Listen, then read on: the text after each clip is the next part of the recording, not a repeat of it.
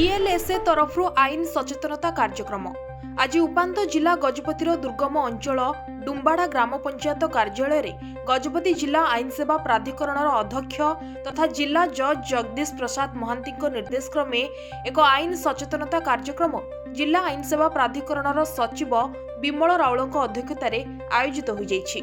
ଏହି କାର୍ଯ୍ୟକ୍ରମରେ ଶ୍ରୀ ରାଉଳ ଉପସ୍ଥିତ ଜନସାଧାରଣଙ୍କୁ ବିକଳ୍ପ ବିବାଦ ସମାଧାନ ପ୍ରଣାଳୀରେ ମାମଲାର ସମାଧାନ, ସ୍ଥାୟୀ ଲୋକ ଅଦାଲତର କାର୍ଯ୍ୟପ୍ରଣାଳୀ, ଡିକେ ବସୁ ବନାମ ପଶ୍ଚିମବଙ୍ଗ ରାଜ୍ୟ ସରକାର ମାମଲାରେ ଆସିଥିବା ବିଭିନ୍ନ ନିର୍ଦ୍ଦେଶାବଳୀ ତଥା ବାଲ୍ୟ ବିବାହକୁ ନେଇ ସଚେତନ କରିବା ସହ ବିଭିନ୍ନ ଆଇନ କାନୁନ ବିଷୟରେ ଉପସ୍ଥିତ ଜନସାଧାରଣଙ୍କୁ ଉଦ୍ବୋଧନ ଦେଇଥିଲେ।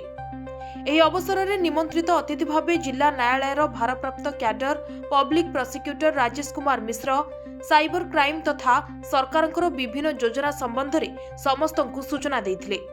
ସେହିପରି ପାରଳାଖେମୁଣ୍ଡି ଓକିଲ ସଂଘର ପୂର୍ବତନ ସଭାପତି ଜିତୁ ପଟ୍ଟନାୟକ ଏବ୍ୟୁତ ରଇତ ଉପସ୍ଥିତ ଜନସାଧାରଣଙ୍କୁ ବିଭିନ୍ନ ଆଇନ ବିଷୟରେ ସଚେତନ କରିଥିଲେ।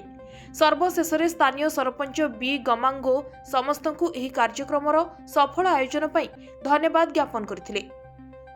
ପାରାଲିଗାଲ ଭଲ୍ୟୁଣ୍ଟିୟର ଶଶିରେଖା ବିଶୋଇ जिला आईन सेवा प्राधिकरणर कर्मचारी तथा डुम्बाड़ा ग्राम पंचायत कार्यालयर समस्त कर्मचारी मिलित सहयोग रे उक्त कार्यक्रमटी सफलतार सह शेष होइछि।